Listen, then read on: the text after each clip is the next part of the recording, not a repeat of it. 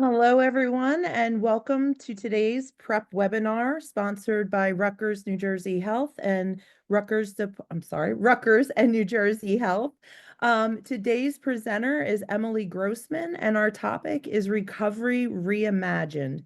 The presentation is sponsored by the New Jersey Department of Health, New Jersey Department of Human Services, and Rutgers Institute for Inpatient Psychiatric Rehabilitation. My name is Dawn Reinhardt Wood. I'm faculty with Rutgers Department of Psychiatric Rehabilitation and the Institute for Inpatient Psychiatric Rehabilitation. And I'm also joined by my colleague, Jennifer Sperduto, today. Hi, everybody. Next slide, please. So just a little bit of housekeeping before I turn this over to Emily. We want to welcome you again. This is an interactive training. We really encourage you to ask questions and participate throughout the session via the chat box. A training evaluation link will be made available along with any handouts, training materials, and also the ability to obtain a certificate of attendance for today's webinar. A recording of the webinar will also be available after the presentation on the Rutgers IIPR website at the link on your screen, and we'll also be dropping a link in the chat. Next slide, please. A little bit more housekeeping and disclaimers. The PrEP, or Psychiatric Rehabilitation Educational Program, is an online forum for a variety of topics that are relevant to the inpatient psychiatric hospital setting and staff. Although Rutgers and DMHAS are co-sponsors of the program, the PrEP webinars are peer-presented, and as such, content is independently developed by the presenters each month. The views and opinions expressed in this program are those of the speakers and do not necessarily reflect the views or positions of any entities they represent. We also want to remind you that the session is being recorded, so please be mindful of that. And with that, I'd like to turn the presentation over to today's presenter, Emily Grossman. I'm so excited to have you here, Emily, and I can't wait to hear what you have to say to all of us. Thank you so much, Dawn, and it's such an honor to be here today. I'm so thankful to Dawn and Jennifer and the Rutgers Institute for Inpatient Psychiatric Rehabilitation and the New Jersey Department of Health for having me join today. It's really a true honor to be here. I want to tell you, first of all, I want to apologize if you hear my raspy throat today.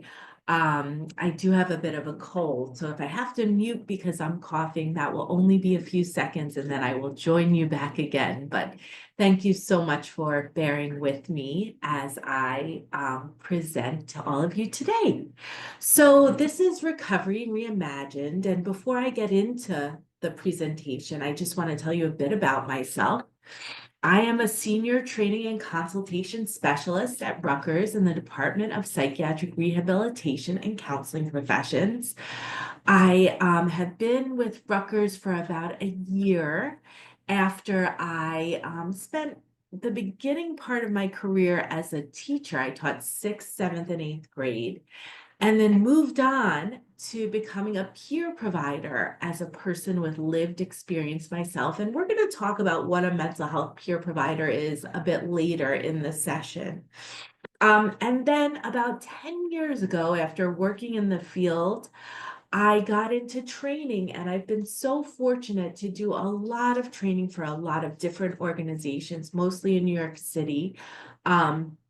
I worked, for example, for Columbia at their Department of Psychiatry, where I trained staff to work with young adults with a first episode of psychosis. So that was one of my many jobs as a trainer. But I have loved doing the training work. I love the peer work. It's been amazing. And I have recently written and published a book called Unlocked: From Psych Hospital to Higher Self. And I'm going to talk a bit about that because it is very much in line with this idea of reimagining recovery. And most importantly to me, I am a person in recovery from a serious mental health, behavioral health challenge. And I'm going to talk a bit about that momentarily as well. Um, so today we're going to really look at what recovery means to me and what it can mean to you or the people you serve. I'm really all about reimagining the boundaries we put on what a person with lived experience of a behavioral health challenge can look like in recovery. So I'm going to talk all about that. I'm going to talk about my journey with bipolar 2 disorder and psychosis. And then we're going to talk about what recovery can and does look like, and what a peer support specialist is, and what they do and how they add to a person's recovery. Um, but the purpose of this presentation, if nothing else, is that I want you all to have a big idea about what it can look like to recover from a behavioral health challenge and what recovery really can look like for folks. So I am going to, sorry. Okay, so for the learning objectives for this training, we're going to understand what recovery from a serious mental health condition can look like, as I mentioned. We're going to recognize the signs, even the early signs of recovery in the people that you serve, or if you are a person living with a behavioral health challenge, what those early signs can look like. And we're going to talk about peer support and how it can be utilized with clients and people served. So I want to kick off this training today by talking about an inspiration that I had in my very young life. So I don't know how many of you have been to Disney World in Florida, but when I went there in the early mid 80s, there was a there was Epcot, which is part of Disney World, for those of you who have been on the eastern part of the US. And at Epcot, there is a sign that says, "If you can dream it, you can do it." And when I was first diagnosed, I had one dream, and that was to get myself back to where I was before. Little did I know that I would not only recover from bipolar 2 disorder with psychosis, but I would live a life that was even more unbelievably better than I had lived before. So I am so excited to tell you a little bit about my journey today, and also to answer any questions that you may have to give you hope for the people you serve or yourself as well. Okay, so I want to start with a little background. And most of my presentation is really pictures so that you can get an idea of where I was at any stage in my own journey. So a little bit of background. This is me when I was in second grade. I was making cupcakes for my birthday with my mother, and I was getting ready to bring them into my classroom. And as you can see, I like the batter. I was always a batter person, so I was licking the batter off of the mixer. And yeah, I show this picture because I had a very average upbringing, or actually, I would say I had an above average upbringing, in that I had a very stable environment. There was nothing of note, really. I wasn't experiencing abuse or neglect. My mom was the kind of mom who made cupcakes with me for my birthday. My dad had a stable job throughout my childhood, all big blessings. And my parents were and are very much in love, and they are together now for 47 years, and they can still say that. So all of these things do not point to trauma as a young person. And I know that many times trauma is a part of early people's story who are experiencing behavioral health challenges. That was not a part of my story. And I bring this up because Upon diagnosis, some of the first questions I was asked was, tell me about your trauma. Tell me about your childhood trauma. And honestly, unless I'm not remembering something, and I have a very long memory, I had a very happy, healthy, stable childhood. Again, a blessing, puts me ahead of the curve in terms of a lot of people and the way they grow up, and something I never take for granted. But mentioning it because behavioral health challenges can affect people regardless of what their background is. And so while it is so important to look for signs of trauma, it's also important to know that sometimes behavioral health challenges can happen for other reasons. In my case, I didn't know this, but I had a family history on my father's side. My father's, let's see, his uncle, so my great uncle was diagnosed with paranoid schizophrenia, is what they called it back in the 40s, in the 1940s. My uncle was diagnosed with bipolar disorder, and it did get passed down. So I did not know any of that when I was first diagnosed because the family was trying to keep it a secret, as many families did back in that era, and as many families still do. Um, okay, in my teen years, this is me on the left, and I did on the outside look like I had a quote unquote very stable set of teen years as well. However, I was a really great actress. So this is me standing there smiling with our school mascot. I was a cheerleader. I did well academically, but on the inside, I was really starting to suffer.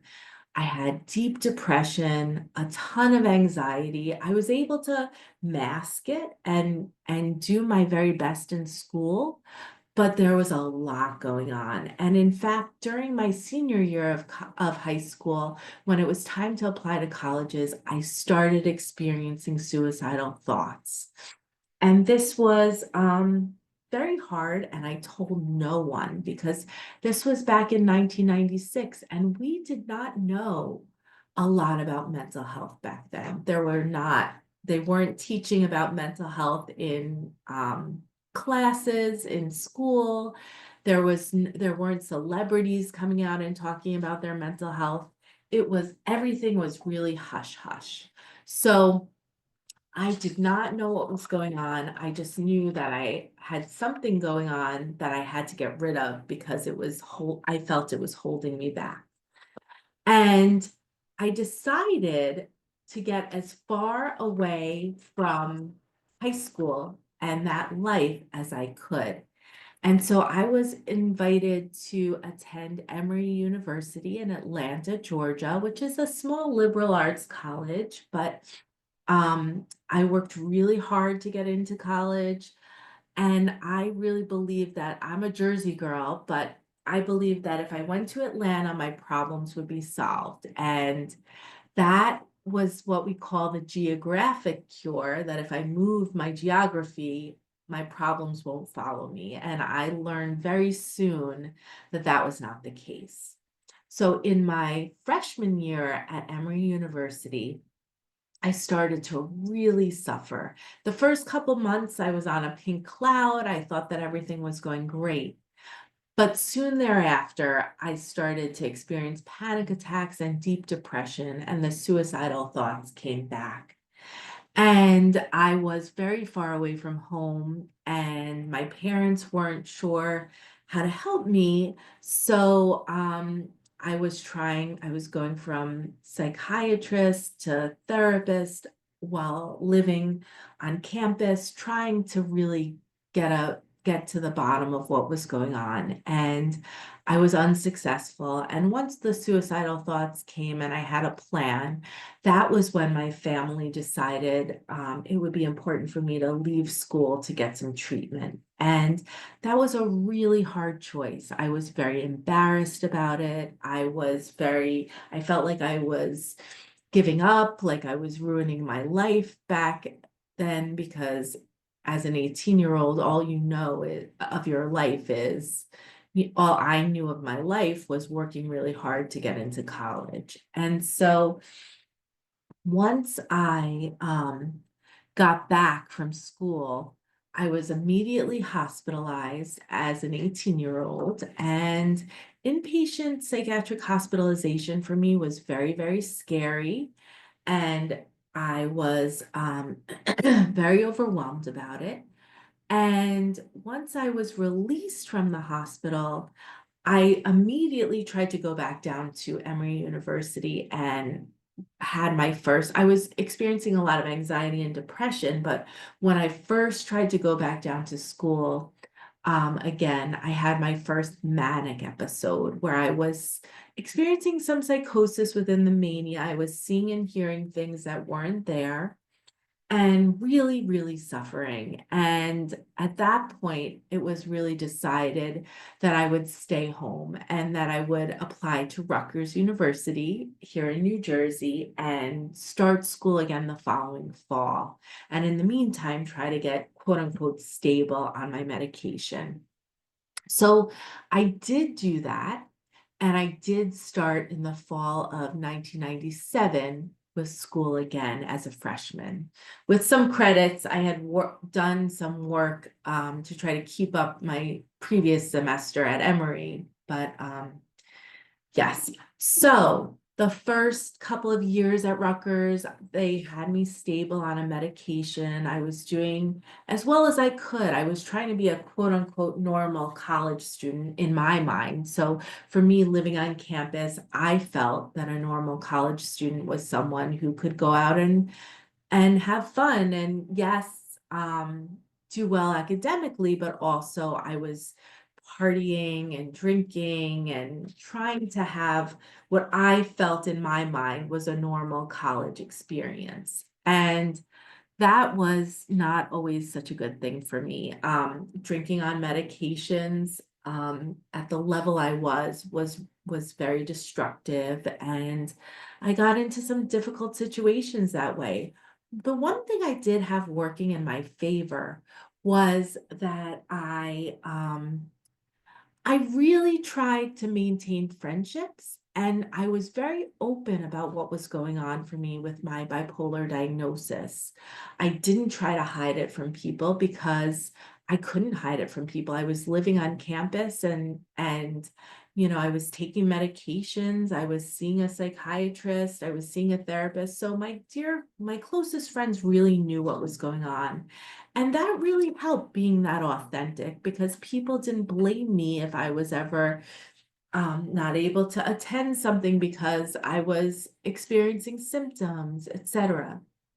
But after the first 2 years of school, I had a relapse. And part of that I feel was because I was in a relationship that was very emotionally and sometimes physically abusive. And that was a very big trigger for me. And I started going into the hospital in a revolving door. And I don't like that term, but that's what my therapists were saying. It's like a revolving door. And I show this picture because this is after about 5 or 6 hospitalizations. And you can see that I'm disheveled. This is a passport photo. Um, I'm disheveled. I was very much experiencing psychotic thoughts and experiencing psychosis in general. I was really very much on the depressive side a lot of the time too, not leaving my apartment all the time and really, really suffering. And it was very, very hard to stay in school. However, my parents worked with my treatment team, and it was decided that I would stay in school no matter what, because when I would go home, even though it was a half hour from where I was attending school, I would quote unquote regress. I would really struggle. So I stayed at school even on breaks, and even when I had to pull out of classes sometimes because I was psychiatrically hospitalized. And I was in and out of that hospital many, many times. I think I may have mentioned 12 times was my total. And but in there was also some hope. And hope was early recovery. And what early recovery looked like for me was um, I was able a few times to travel with friends. Um, Traveling is something that I always loved to do. And so I saved my money from school, from trying to work odd jobs to be able to travel. And that really was a joy for me. And so this is a picture of me traveling with a few of my friends. Um, Also in early recovery, I discovered very early recovery. I remember I had this friend that used to visit me when I was kind of behind closed doors in my room and not wanting to come out. And this friend kept noticing that my light fixture was filthy. And the idea of getting up and cleaning that light fixture was overwhelming. But I finally cleaned the light fixture. And that was my very first sign of early recovery. I also encountered finally, after many, many years of several years of trying, I found a therapist that was teaching this experimental kind of therapy. Remember, this was in 2000. So this was called dialectical behavior therapy. She was a DBT therapist. And she said, Emily, we're going to try you in this experimental form of therapy and see how it works for you. And for those of you who don't know, DBT or dialectical behavior therapy is really taught like a class. They teach you coping strategies to deal with difficult relationships and intense emotions. And I don't know about you, but I did not get that class when I was in high school or college. It just was not something that I was taught how to manage my intense emotions. And when you are a person living with bipolar disorder, emotions are off the charts. So having a toolbox to deal with my intense emotions and making a decision to use it, because I didn't always make that decision, was extremely helpful in starting my recovery journey. I also participated in some self-help groups. There was one called Recovery Incorporated, which is now Recovery International. I was very active in that as well.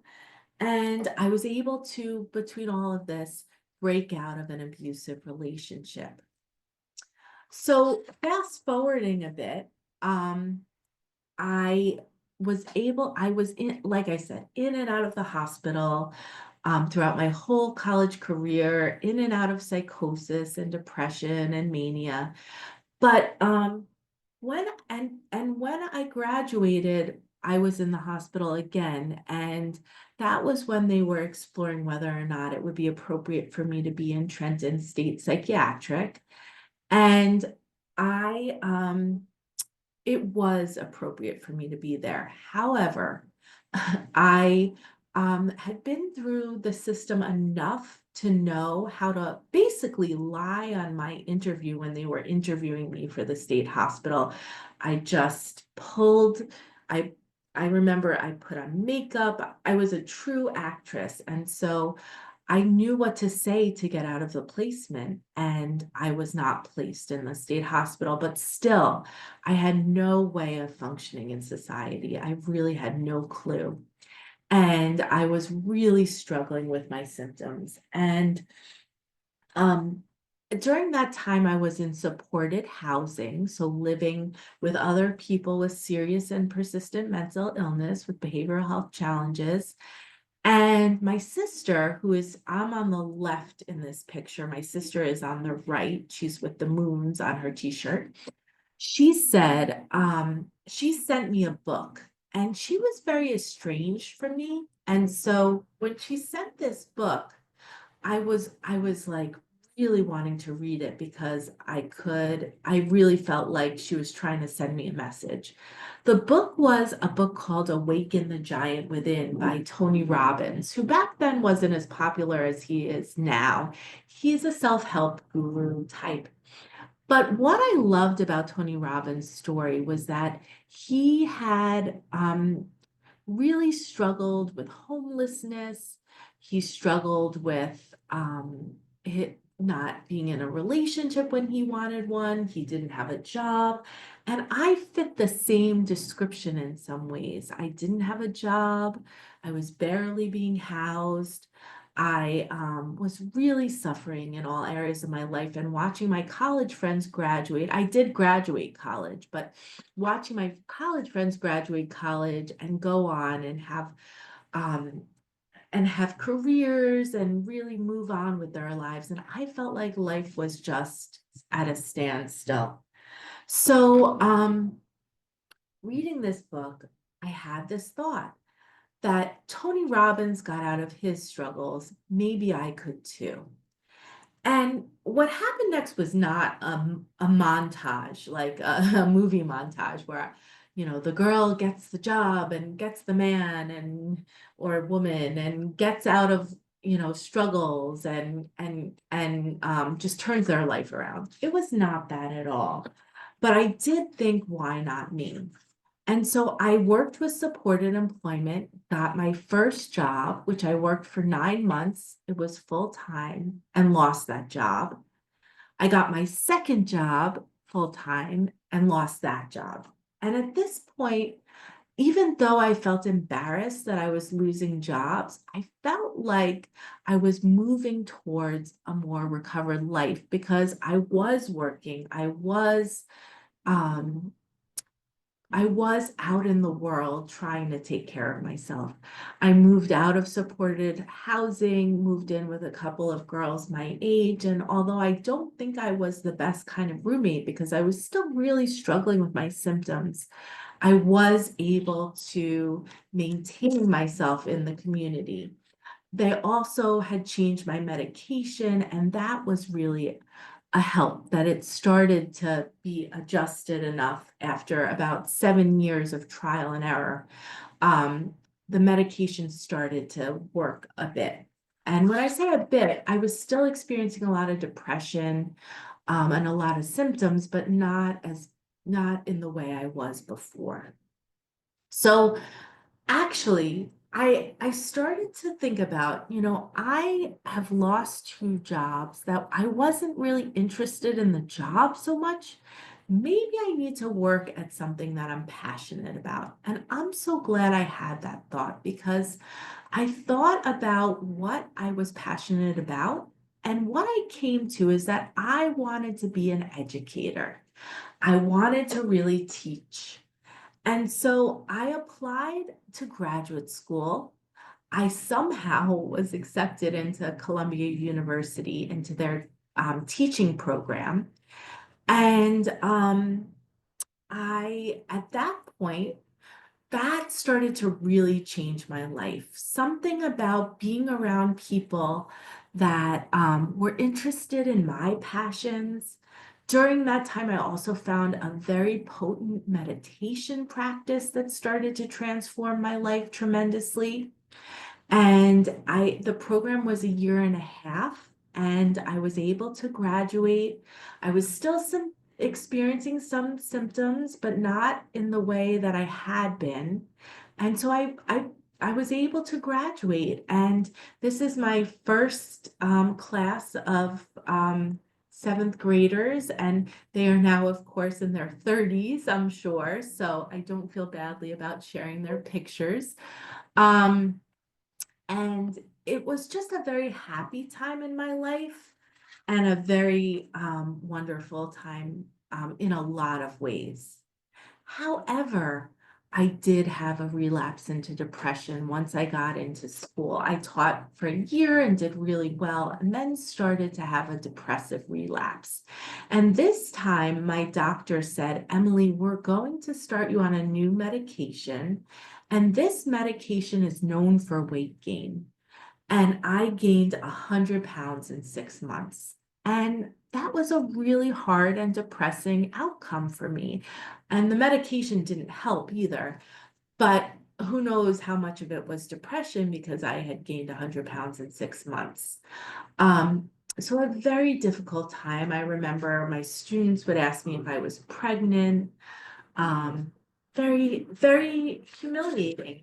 But and I think also there was an underlying eating disorder. And when I was way younger, I was um restricting what I ate and over exercising. But this part of my eating disorder that was triggered was binge eating disorder. And I really believe I just couldn't stop eating. And I really believe it was partially medication induced, but it was partially also that I have an underlying eating disorder. And so it was going to get triggered at some point anyway. So that was a very, very hard time in my life, but I kept persevering.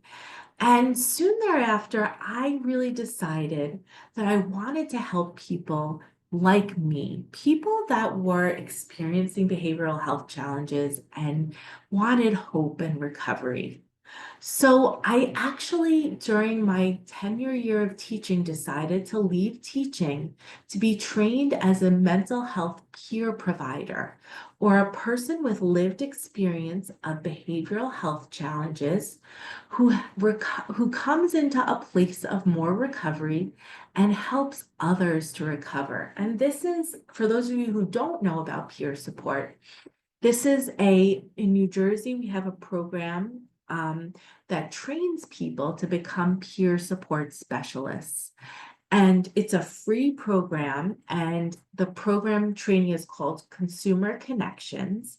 And I went through Consumer Connections in 2009 and became trained as a peer provider. During that time, I also got into a 12-step program or like AA, but for eating disorders. And that was tremendously helpful. I lost about 75 of the 100 pounds that I had gained.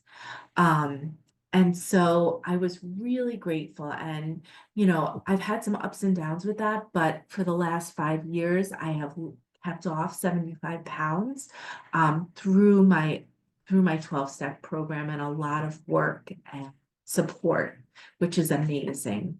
The support is amazing. Um, so once I got into peer support, I found that I had really found my purpose. I knew that my struggles were not just for me, but to help someone else. And that made it all worth it. After working for a while on an interdisciplinary team with psychiatrists and social workers, learning about sitting in on clinical meetings, learning about treatment and diagnosis, and providing support like didactic groups where I would teach skills that I use to get well. I worked individually with people on career advancement and coping strategies. And I just started to notice that I was becoming more and more well.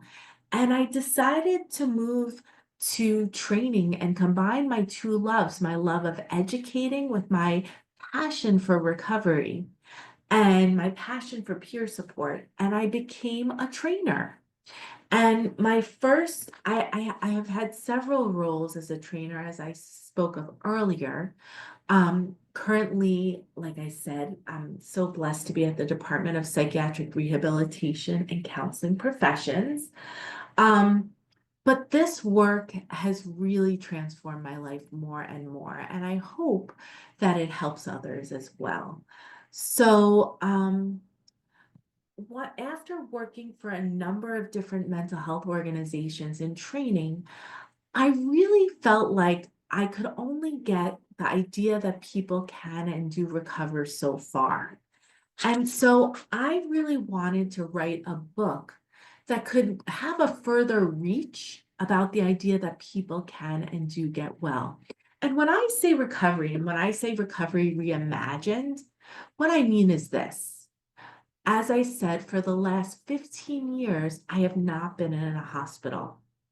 For the last 15 years, I have not experienced psychosis. I have not experienced mania.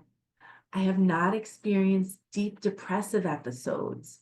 I have had the highs and lows of life, so there have been times where I have had a depressing situation happen, but as soon as the depressing situation changed, I was not stuck in a depression. So to me, that is what I have experienced as recovery. And that is what I've worked with many clients over the years to help them do too, is live a recovered life, a life where the symptoms are not the issue anymore. And my book is really about the idea of the following. It's the main central focus of the book is, instead of that prognosis of gloom and doom that the previous prep speaker, Dr. Patricia Deegan, who's an amazing mentor of mine, and as you saw, just an amazing presenter, she talks about the prognosis of doom, right? We get diagnosed, and then we hear that the diagnosis is going to be with us for the rest of our lives. And I wish, instead of having that diagnosis presented in that way, someone said to me, yes, you are a person now living with bipolar disorder. But because of that diagnosis, you are going to get to go on a journey towards greater and greater wellness in a way that I wish other people who didn't have diagnoses could go on. But you're going to get to go on this journey of self-discovery and wellness, where you are going to come out on the other end an even better version of yourself than how you went into the diagnosis.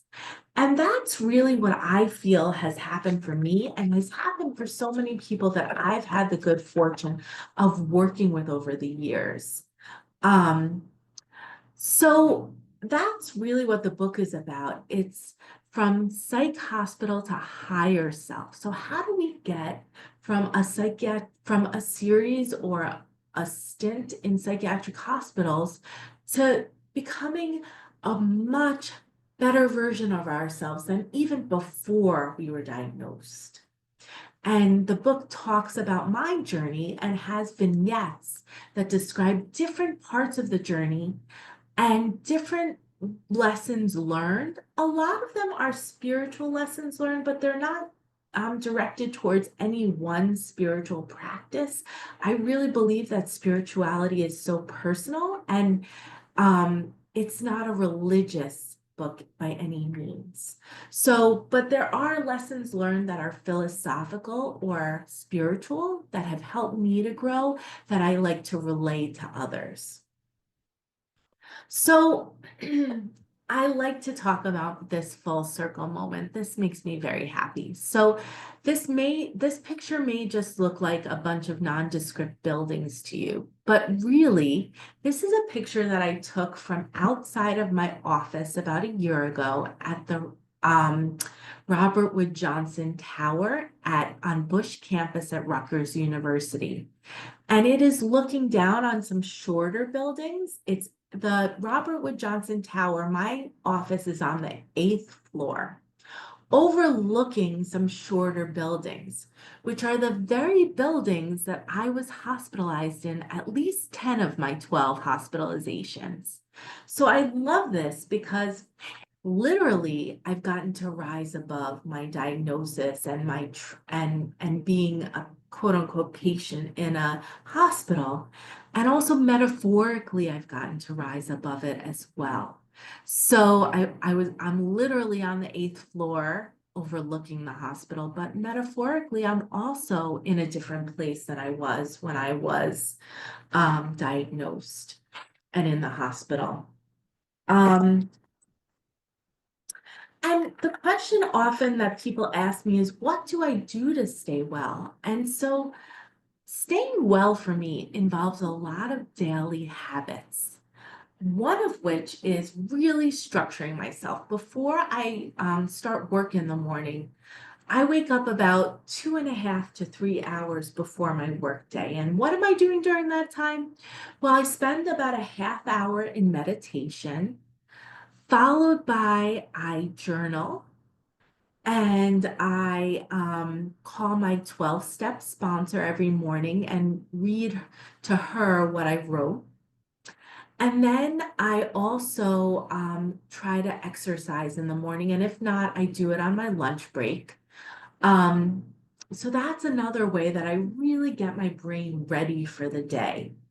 I have a very strict nutritional protocol as well, because as a food addict, there are certain foods that are just poison for me, sugar and flour and wheat. And so I have worked with a nutritionist to have a food plan where I weigh and measure my food and have cut out those kinds of foods that I find addictive. And I also, my sponsor and my program really supports me around that. So I don't do that in a vacuum. And the nice thing about 12-step work is that you don't really pay anyone. They are just supporting you because it helps them too. So talk about peer support. Um, Also, connection is a huge part of my recovery and wellness. Huge, huge, huge. I'm an extrovert, so I need to go downstairs in the morning and grab a coffee from the baristas that I see every morning. You know, I need to connect with my loved ones every day to the best of my ability. I just need that connection. And we all need connection, but to a greater or lesser degree. That's really important to me. Having a meaningful passion for my work has been, and having a purpose and a mission has been a huge part of my recovery, and having meaningful relationships. And also, I do still take my medication. I have not moved away from that, and I probably won't, because I believe that all of these things work together to help me stay well. So in terms of meaningful relationships, this is a picture of my partner, Caesar, on the right-hand side. I am so blessed to have a peaceful, happy, safe, wonderful relationship um, where I have a partner that knows about my work, supports me, and I like to think that the support is mutual. And then this is another picture of my best friend Shannon. I love where I live. I have a community in Montclair, New Jersey, where I have a community of friends and supporters. When I was at the worst of my experiences, I was not a good friend or partner, and I've learned through my growth how to be there for someone and be a good friend, partner, and family member as well. Um, so that's a little bit about my journey. And I don't want to cut it off there. There's so much more I could say, but I do see we have only a few more minutes left. And I do want to take a few minutes to illustrate a little bit about peer support, because I think that's relevant to what I'm presenting on today, too. So peer support is based on the belief that people who have faced, endured, and overcome adversity can offer useful support, encouragement, hope, and perhaps mentorship to others facing similar situations. This is a paid position. This is a real, people get certified in this. It is an important profession that has been up and coming in the mental health field. So what do peers do? They provide hope to clients and family members by appropriately disclosing their lived experience. They provide advocacy and help people navigate the complexities of our mental health system. They provide resources. They run wellness groups and groups on coping skills, nutrition, relapse prevention. They act as a mentor and model recovery. They walk the walk so that others have hope that recovery happens. And they provide help. Peer support is really amazing at client engagement, or getting people involved in mental health care, because there's nothing better than talking to someone who has been there themselves. Peers do not provide intensive psychotherapy. They don't over disclose their experience. I always, when I'm training peer support specialists, say, if you're reaching for the tissue box and it's for you, you've gone too far. And, you know, that's a joke, but it's actually, there's some truth in it. When a peer support specialist is trained to disclose properly, it is just so uplifting to the people they are working with. They do not advise on medication decisions or get people to take their medications. A lot of times people think that's what a peer does, but it's not. And they do not do administrative assistant work and other junior therapist type roles, like could you type my notes for me type of thing. So here's some of the evidence and the research on peer support. Some of the benefits, less inpatient use, more time and engagement with the community, better treatment engagement, greater satisfaction with life, greater quality of life, better social functioning, and fewer problems and needs. And in 2007, the Center for Medicaid Services, or CMS, said that peer support is an evidence-based practice, thankfully. So how does it work? Well, I want to talk to you about a 23-year-old male who we will call Jay, who I had the great fortune of working with and continue to work with. We started working together when Jay was 23. He is now 36, going on 36 years old. So it's been about 13 years, if my math is correct. When Jay started, Jay said to me, Emily, I want to be a nurse, but it's stupid. Goodbye. And walked out the door. And that was after probing about what Jay's goals are. And that's a role of a peer supporter, is to help someone like Jay accomplish their goals. Jay had been in and out of the hospital, was diagnosed with bipolar disorder. And Jay was working with a psychiatrist, but needed some hope. And so when Jay came back the next week, which I was very surprised about, I started to really paint a picture for Jay about what being a nurse could look like, and really held on to the hope for Jay that he could be a nurse. And little by little, Jay, who is living at home, started first with certified nursing assistant classes, became a certified nursing assistant, went through all of nursing school, became an LPN, a licensed professional nurse, and is that the acronym? LPN. Anyway, now Jay lives independently from his parents. He has not had a hospitalization in at least 3 years.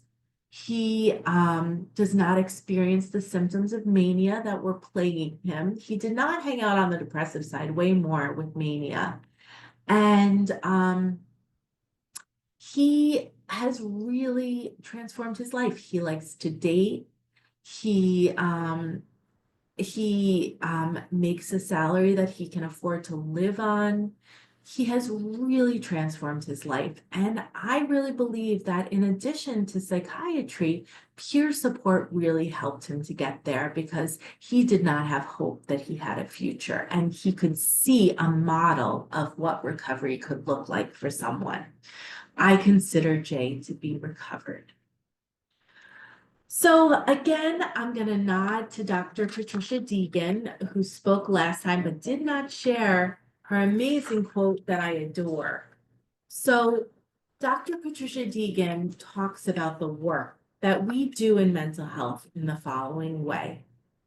She says, "It is not our job to pass judgment on who will and will not recover from mental illness and the spirit-breaking effects of poverty, stigma, dehumanization, degradation, and learned helplessness.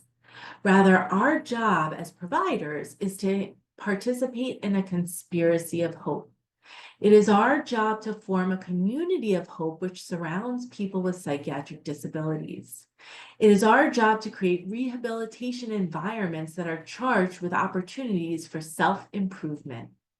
It is our job to nurture our staff in their special vocations of hope It is our job to ask people with psychiatric disabilities what it is they want and need in order to grow, and then to provide them with good soil in which a new life can secure its roots and grow. And then finally, it is our job to wait patiently, to sit with, to watch with wonder, and to witness with reverence the unfolding of another person's life. So that is where I want to end, because as much as it is up to, I can speak for the fact that it is up to the person to recover. The soil is the system. And if we can create that system for folks where they have hope for themselves, it's amazing what can happen. And so I want to encourage all of you to reimagine what recovery can look like for the people you are working with. And if you are a person with lived experience, I want you to reimagine what it can look like for you to recover. And with that, I want to turn it back over to Dawn and Jennifer, and we'll see if anyone has any questions. We do have at this point, so we still have about 9 minutes left. So if other folks have questions, you could feel free to pop them in the chat. We do have one comment and question from David, who stated that in the 1980s, he was taught by their mental health colleagues to advise clients not to pursue things that we thought could be stressful for them, work, significant relationships, etc. In retrospect, how silly is that?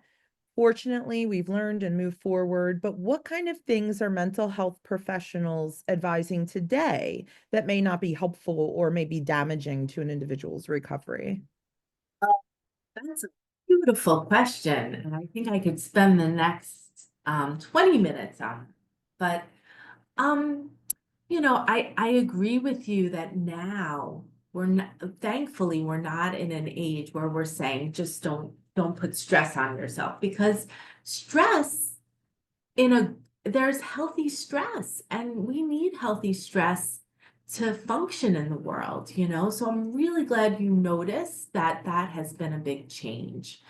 um I think that now what we want to watch with people is really the language we use when we're speaking with them. So for example, um I do a part of a training on recovery language. So rather than having someone say something like, Emily is decompensating, or Emily has bipolar disorder, we want to be more descriptive of the whole person. So instead of saying Emily is decompensating, what does that even mean? We want to really explain. So Emily is not showering recently, or Emily is not going to work or school, and Emily used to do that. So we don't want to look at people as quote unquote cases. We don't want to look at people as quote unquote sick. We really want to look at people in a strengths-based way. Emily is not bipolar. Emily is a person living in recovery from bipolar disorder. You know, so our language is important, because the way we talk about people is the way we think about people. And the way we think about people is the way they start to think about themselves. They can pick that up. So the more we can look at a person and look at their humanity, the better. And each person is an individual. And the less cookie cutter we can make treatment, and the more tailored to the individual we can make treatment, the better. So that's what I'll say about that. Thank you. We have a comment from Taylor. I think some professionals may try to encourage patients to get rid of negative feelings rather than have them sit with those feelings, explore and kind of feel the feels. What do you think about that? Do you agree? Do you have seen it in 100%. action? Yes, yes. So everyone is going to feel feelings. And those of us who experience for example, I can only speak for myself, bipolar. So I feel things really intensely, and that is okay. I have learned to sit with it, to distract myself, and to use coping strategies to manage it so that it passes on its own. And guess what?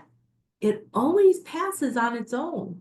If I try to act on it, it will just get worse. So, an example, I recently had a disagreement with my mom.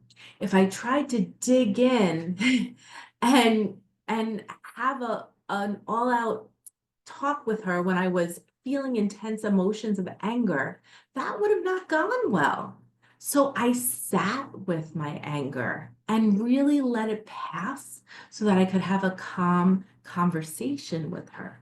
And so it is so healthy for people to see that intense emotions rise and fall and run their course. And the more we can encourage folks to do that, the less they will be fearful of intense emotions. Thank you. Thank you. We have one more comment from David. Wanted to thank you for sharing with us today and said it is humbling and energizing. Oh, thank you, David. And um, Jen is dropping in the chat our training evaluation. So if folks could take a moment today or tomorrow or when you have time to navigate to that link and provide us with an evaluation of today's training, we would appreciate it. We have about 4 minutes left. Does anyone have any additional questions? Provide that opportunity. Nothing is off the table. If you have a question, I'm an open book. Do we have additional slides? I'm sorry, I can't. Just There we go. resources. Did you wanna talk about that real quick? Yes, sure. So you can always reach out to me if you have questions. That is my website and the link to my book. This is not a commercial for my book in any way, but if you think it would be helpful, I always want to get it into the right hands of people who need it, and it is available on Barnes and Noble and Amazon. Um, and these are the ways you can contact me. My email address outside of work, my Rutgers email address, and also you can view on my website as well. Um, And it looks yeah, like, I'm sorry, Emily, there was one yeah, more question by of Tom. course. Of course. How does a person learn to become a peer provider? And we only have about 2 minutes, but if you Yes. could succinctly kind of point folks in the right direction. Yes, the Mental Health Association in New Jersey provides a free training. It's called Consumer Connections, and that is how you can become a peer support specialist. And that's the only certification in New Jersey for that. So feel free to reach out to them, Mental Health Association in New Jersey, Consumer Connections. And I will say in my previous employment, we did send a lot of folks who were interested in becoming peer providers to Consumer Connections, and they had a great experience with them. So again, we have dropped the training evaluation in the chat. In order to, go ahead, Jen. There was one more question. How much is your book, Sorry. Emily? Sorry. Oh, on Amazon, it is, I believe, $13 and change. Thank you. There's also an audiobook, and if you want to hear it instead of read it. Emily, is it narrated by you? It is narrated by me, yes. I would love to listen to you speak more. I wish we had another hour to Oh, talk more, but I want to thank you so much for your presentation and your honesty and you just it's so important to have to hear that perspective, whether you're a provider or someone also on a journey of recovery. It's you're so hopeful, and Both. listening to your story was amazing. So thank you. thank you. I'm so honored to be here today. Thank you for the opportunity. And thank you so much, everybody, for attending today. Again, Jen has dropped the training evaluation link in the chat. Somebody said they cannot see it, We can copy it. Let's see if I can grab a hold I'm of. posting it again. If you Yes. get it, you will get a follow-up email tomorrow morning. If you were in attendance today, you will get an email tomorrow morning with the link. For some people who don't have time to do it today, you'll get that. And also the link to the recording that will be on our website tomorrow. I'm just gonna pop the website on here real quick. Emily, can you go back one slide? Someone was asking about the information from for your book. Okay, yes. This is the name. It's called Unlocked, yeah, by Emily Grossman. And if you just pop that in Amazon or Barnes and Noble, it will pop up. And when you do the training evaluation, you will have access to the slides so that you can have all of this information. And don't forget, you can also get a certificate of attendance. And we will see you guys next month. Thank you for being here. And thank you again, Emily. Bye, everyone. Thank Bye. you. Bye.